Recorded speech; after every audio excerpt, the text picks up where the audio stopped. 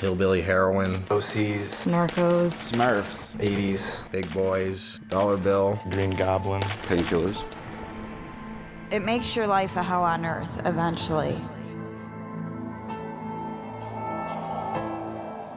Painkillers are derived from opium. They're used for medical purposes. they're a manufactured substance. They're like a synthetic heroin. It's basically as powerful as heroin, and it will affect your nervous system in the same way. It's a pharmaceutical. It's sold over the counter as a painkiller. It's mostly given to like cancer patients and stuff, and like people who have back surgeries. You know, mainly used for people who are terminally ill to block off your pain receptors. Normally you get them through a doctor. You can also buy them on the streets.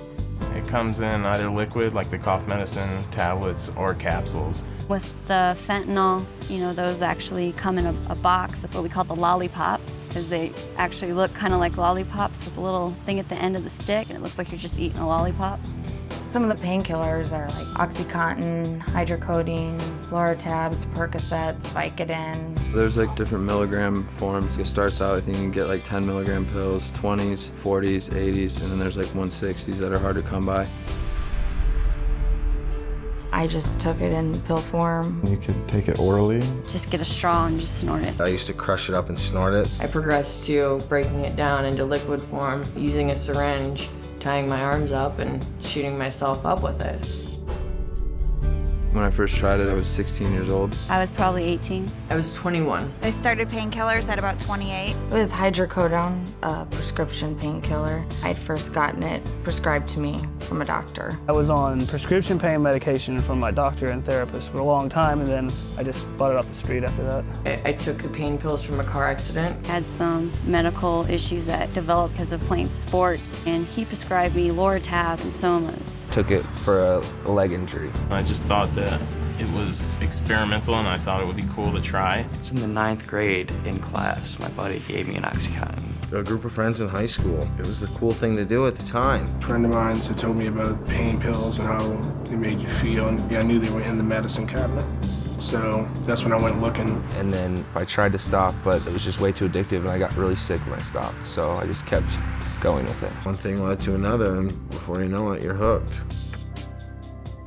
I had no idea they were addictive till the morning I woke up and I was freaking out because I didn't have anything. It clicked in my head that, oh my gosh, this is the physical addiction to it. I'm going through drug withdrawal. It's a pain medication. It takes away your pain. But yet when the medication's gone, you just get all that pain back, whether it be emotionally or physically. It just all comes back tenfold. You start to crave it. You start to need more. Within a week or two, I was taking them morning, afternoon, and night and needed them to function. All of a sudden, after you look at it, you're spending like $300 some odd a day just to get by. You start feeling these awful withdrawal symptoms where you get terribly sick, hot and cold sweats. I would vomit and vomit and vomit for days on end.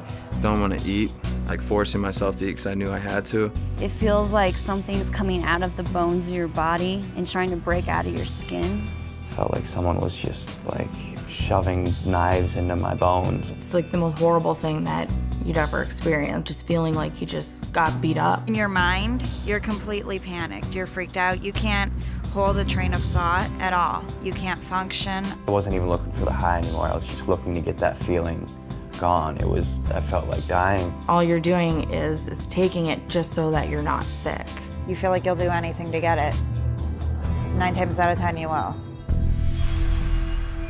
I had a choice to walk out a door and leave my life and my house and my wife, or stay and try and make things work and quit drugs. But I walked out that door. I just packed up my things and I left my kids with my parents. I left my family. I didn't tell them where I was going. And I went and stayed with a friend in this rundown hotel full of drug dealers and prostitutes. I was kicked out of my house 3 separate times. I couldn't believe that it had happened to me. Like, for me to be homeless, sweaty, hungry, smelly. I was filling out fake prescriptions. You actually forged the doctor's signature. Next thing you know, a few months later, I was being arrested for fraud and forgery.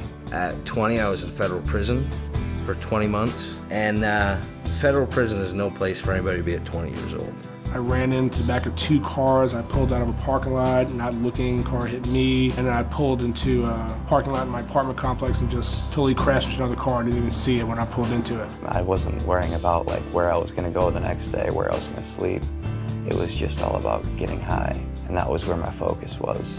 So I didn't have to face reality, so I didn't have to like look around me and see needles and spoons and blood all over me from shooting up. My daughter seen me passed out on the floor and not being able to wake me up, thinking that I was dead. Woke up 3 days later, covered in my own feces and vomit, to my parents rushing me to the hospital.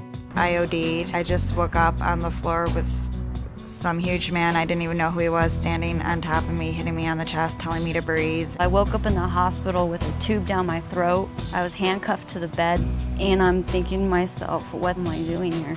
My dad had come to visit me. It's the first time I ever saw him cry, and that's when it really hit me, is not only what am I doing to myself, but what am I doing to my family? Destroyed my family. I mean, they love me and their family, and blood is thicker than water, but they can only take so much. It ripped my parents up. Like, they didn't, some nights I'd stay out and not call. They didn't know where I was at. I wouldn't accept their phone calls. I wouldn't go to Christmas. I wouldn't go to birthdays. I wouldn't go to family dinners. And I turned into someone who was just had no emotion, that was just almost seemed like they're dead all the time.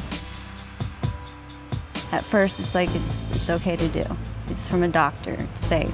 No one told me that it was really addictive. No one told me about the side effects. No one told me anything. They just said this will take away your pain.